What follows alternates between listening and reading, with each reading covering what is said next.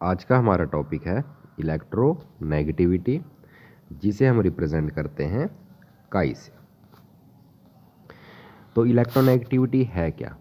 देखिए, जो different atoms हैं उनकी इलेक्ट्रॉन को एक्सेप्ट करने की टेंडेंसी अलग अलग है। ठीक है, मान लीजिए मेरे पास एक कोवलेंट बॉन्ड है, ठीक है, between two atoms A and B, और यहाँ पर एक इलेक्ट्रॉन पेयर है जो शेयरिंग में है। तो ए और बी एटम की अलग अलग टेंडेंसी है क्या करने की, इसको अट्रैक्ट करने की। अगर बी को इलेक्ट्रॉन की ज़्यादा रिक्वायरमेंट है तो ये इन शेयर्ड इलेक्ट्रॉन्स को ज़्यादा अपनी ओर अट्रैक्ट करेगा। तो एटम की इसी टेंडेंसी को, जिससे वो क्या करे, जो शेयर्ड इलेक्ट्रॉन्स हैं उनको अपनी ओर अट्रैक्ट करे, इसे ही हम बोलते हैं इलेक्ट्रोनेगेटिविटी। तो डेफिनेशन पढ़ लेते हैं इसकी। It is the tendency of an atom to attract the shared pair of electron towards itself in a covalent bond। ये कंडीशन होनी जरूरी है कि जो आपका मॉलिक्यूल है उसमें कैसा बॉन्ड होना चाहिए, कोवलेंट बॉन्ड होना चाहिए। इलेक्ट्रोनेगेटिविटी एक मेजरेबल क्वांटिटी नहीं है। जैसे कि आप इलेक्ट्रॉन गेन एंथैल्पी या आयोनाइजेशन एंथैल्पी को कैलकुलेट करते हो, हम इसको कैलकुलेट नहीं कर सकते, लेकिन हमने अपने अकॉर्डिंग क्या कर रखा है, जो डिफरेंट एलिमेंट्स हैं उनको एक वैल्यू दे रखी है। जैसे कि जो फ्लोरीन है वो आपका मोस्ट इलेक्ट्रोनेगेटिव एलिमेंट है और इसे हमने नंबर दे रखा है कितना, 4। ठीक है, तो जो फ्लोरीन है it is most electronegative element in the periodic table. उसके बाद डिफरेंट साइंटिस्ट उन्होंने स्टडी करी कि हम डिफरेंट एलिमेंट्स की इलेक्ट्रोनेगेटिविटी कैसे कैलकुलेट कर सकते हैं, लेकिन यहाँ पर कैलकुलेशन नहीं थी, यहाँ पर केवल कंपैरिजन था, कौन ज़्यादा इलेक्ट्रोनेगेटिव है कौन कम इलेक्ट्रोनेगेटिव है। ठीक है, तो पॉलिंग एक साइंटिस्ट था, अमेरिकन साइंटिस्ट, उसने एक फॉर्मूला दिया जिससे हम जो डिफरेंट एटम्स हैं जो एक दूसरे के साथ कोवलेंट बॉन्ड से जुड़े हुए हैं उनकी इलेक्ट्रोनेगेटिविटी में डिफरेंस कैलकुलेट कर सकते हैं। ये इसका फॉर्मूला है chi A minus chi B 0.1017 into under root of delta. What is delta? Delta is equal to E A B. What is E A B? It is the bond enthalpy, या वो energy जो ए और B के बीच में bond तोड़ने के लिए चाहिए। ठीक है, माइनस रूट ई ए क्या है आपका, enthalpy to break bonding between A and A. उसी तरह से यहाँ क्या है आपकी E B. It is the energy which is required to break the bonding between B and B. तो इस फॉर्मूले से हम क्या करेंगे, जो आपके एटम हैं जो जुड़े हुए हैं किससे, कोवलेंट बॉन्ड से, उनके बीच में हम क्या कर सकते हैं, इलेक्ट्रोनेगेटिविटी का डिफरेंस कैलकुलेट कर सकते हैं। अब बात आती है ऐसे कौन कौन से फैक्टर्स हैं जो इलेक्ट्रोनेगेटिविटी को अफेक्ट करते हैं, प्रभावित करते हैं। पहला फैक्टर है स्टेट ऑफ हाइब्रिडाइजेशन। ये हम वैसे 4th यूनिट में पढ़ेंगे कि हाइब्रिडाइजेशन क्या होती है। वैसे 3 तरह की हाइब्रिडाइजेशन होती है, sp, sp2, sp3। इससे हायर भी होती है लेकिन वो हम नेक्स्ट क्लासेस में स्टडी करेंगे। तो आपको ये बात तो पता है कि जो s इलेक्ट्रॉन्स हैं वो न्यूक्लियस के ज़्यादा क्लोज होते हैं। ठीक है, जैसा कि हमने पेनिट्रेशन इफेक्ट में पढ़ा था कि जो s ऑर्बिटल है उसके इलेक्ट्रॉन न्यूक्लियस के ज़्यादा पास होते हैं। तो इसका मतलब जो s इलेक्ट्रॉन्स हैं उन पे फोर्स ऑफ अट्रैक्शन ज़्यादा होती है, किससे, न्यूक्लियस से। तो इलेक्ट्रोनेगेटिविटी है क्या? तो यही है tendency to attract the shared pair of electron. अगर बॉन्डिंग में ज़्यादा s इलेक्ट्रॉन पार्टिसिपेट करेंगे तो वहाँ पर अट्रैक्शन ज़्यादा होगी, और अट्रैक्शन ज़्यादा होगी तो इलेक्ट्रोनेगेटिविटी भी ज़्यादा होगी। ठीक है, तो यहाँ पर देखिए आप जो sp हाइब्रिडाइजेशन है यदि, तो उसमें 50% s इलेक्ट्रॉन्स होंगे और 50% p इलेक्ट्रॉन्स होंगे। ठीक है, sp2 में क्या होगा, 33% s इलेक्ट्रॉन्स होंगे और 67% क्या होंगे आपके p इलेक्ट्रॉन्स। और अगर हाइब्रिडाइजेशन कौन सी है आपकी, sp3 है, तो उसमें 25% आपके s इलेक्ट्रॉन्स होंगे और 75% कौन से होंगे आपके p इलेक्ट्रॉन्स। तो आप यहाँ पर देखिए सबसे ज़्यादा s करेक्टर किस में है या फिर सबसे ज़्यादा s इलेक्ट्रॉन्स किस में है, यदि हाइब्रिडाइजेशन कौन सी है आपकी sp। तो यदि आपका sp हाइब्रिडाइज्ड एटम है तो उसकी इलेक्ट्रॉन एक्टिविटी भी क्या होगी, ज़्यादा होगी।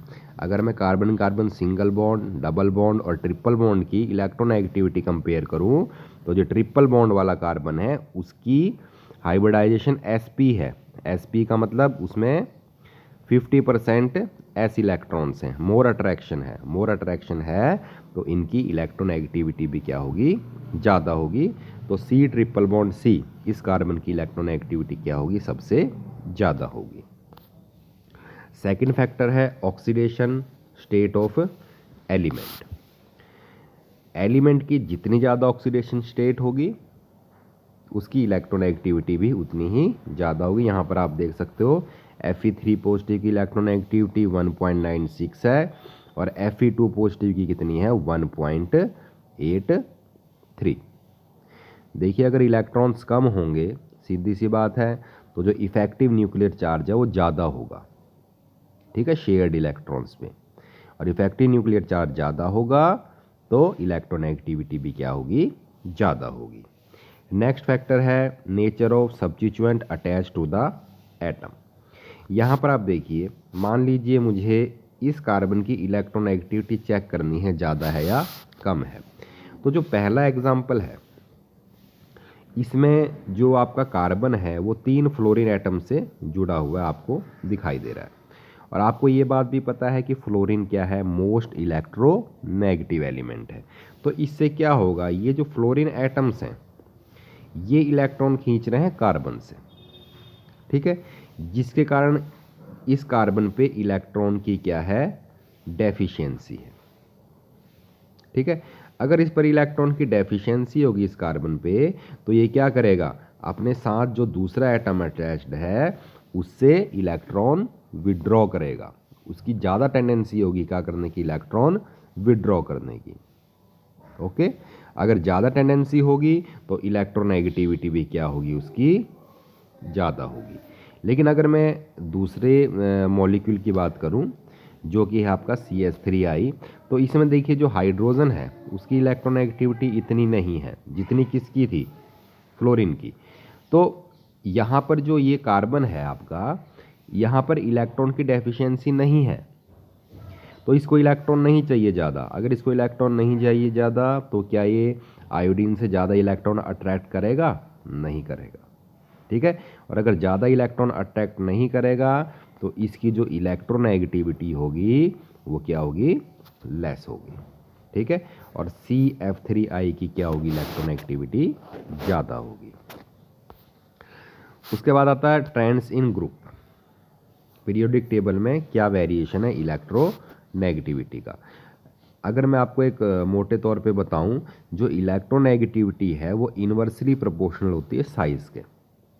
जितना बड़ा साइज़ होगा इलेक्ट्रोनेगेटिविटी उतनी ही कम होगी, क्योंकि जब बड़ा साइज़ होगा एटम का तो न्यूक्लियस और जो शेयर्ड इलेक्ट्रॉन्स हैं उनके बीच में दूरी बढ़ जाएगी, और दूरी बढ़ जाएगी तो अट्रैक्शन कम हो जाएगी, और अट्रैक्शन कम हो जाएगी तो इलेक्ट्रोनेगेटिविटी भी क्या हो जाएगी, कम हो जाएगी।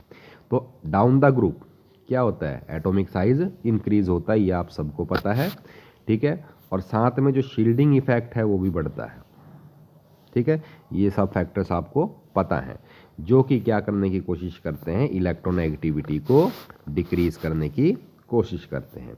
उसी तरह से इन ए पीरियड, अगर पीरियड की बात करूं, पीरियड में एटॉमिक साइज डिक्रीज होता है और न्यूक्लियर चार्ज क्या होता है, इंक्रीज होता है। और जो दोनों ही फैक्टर हैं वो क्या करने की कोशिश करते हैं, इलेक्ट्रोनेगेटिविटी को बढ़ाने की कोशिश करते हैं। क्योंकि जितना ज़्यादा चार्ज होगा उतना ही क्या होगा, आपका जो न्यूक्लियस है वो शेयर्ड इलेक्ट्रॉन्स को उतना ज़्यादा क्या करेगा, अपनी ओर अट्रैक्ट करेगा। अब आती हैं एप्लीकेशंस। इलेक्ट्रोनेगेटिविटी की क्या एप्लीकेशन है? तो जैसे जैसे इलेक्ट्रोनेगेटिविटी बढ़ती है तो नॉन मेटेलिक करेक्टर बढ़ता है। तो इसका मतलब ये हुआ कि जो ज़्यादा इलेक्ट्रोनेगेटिव एलिमेंट होंगे उनका करेक्टर कैसा होगा, नॉन मेटेलिक, क्योंकि नॉन मेटल्स क्या करते हैं, इलेक्ट्रॉन एक्सेप्ट करते हैं, लेते हैं। तो ज़्यादा इलेक्ट्रोनेगेटिविटी होगी तो कैसा करेक्टर होगा, नॉन मेटेलिक।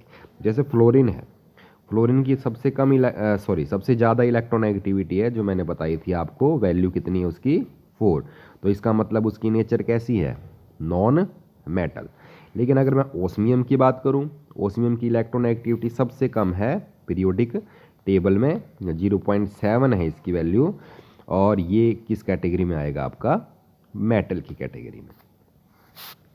सेकंड, हम इलेक्ट्रोनेगेटिविटी से ये बता सकते हैं कि आपका बॉन्ड पोलर है या नॉन पोलर।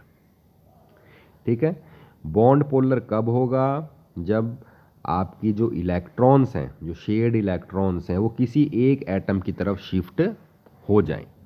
ठीक है, यहाँ पर 2 एग्जाम्पल दिए हुए हैं। यहाँ पर तो मोनो एटॉमिक मॉलिक्यूल है, दोनों एटम सेम है, तो इलेक्ट्रॉन कहाँ रहेगा, बिल्कुल बीच में। ठीक है, अगर इलेक्ट्रॉन बिल्कुल बीच में रहेगा, ना तो इस ए पे कोई चार्ज आएगा और ना ही इस ए पे कोई चार्ज आएगा। अगर चार्ज नहीं आएगा तो ये कैसा बॉन्ड होगा, आपका नॉन पोलर। लेकिन अगर ये मैं दूसरे मॉलिक्यूल की बात करूं, मान लीजिए बी की जो इलेक्ट्रोनेगेटिविटी है वो ए से ज़्यादा है। ठीक है, तो जो जो बॉन्ड पेयर ऑफ इलेक्ट्रॉन है जो इन्होंने शेयर कर रखा है और बी ने, वो किसकी तरफ शिफ्ट हो जाएगा, बी की तरफ। बी की तरफ शिफ्ट हो गया तो बी पर चार्ज आ जाएगा डेल्टा नेगेटिव। ओके, और ए की तरफ से गए हैं इलेक्ट्रॉन तो ए पे चार्ज आ जाएगा डेल्टा पॉजिटिव। अगर ये चार्ज आ गया तो बॉन्ड कैसा हो जाएगा, आपका पोलर।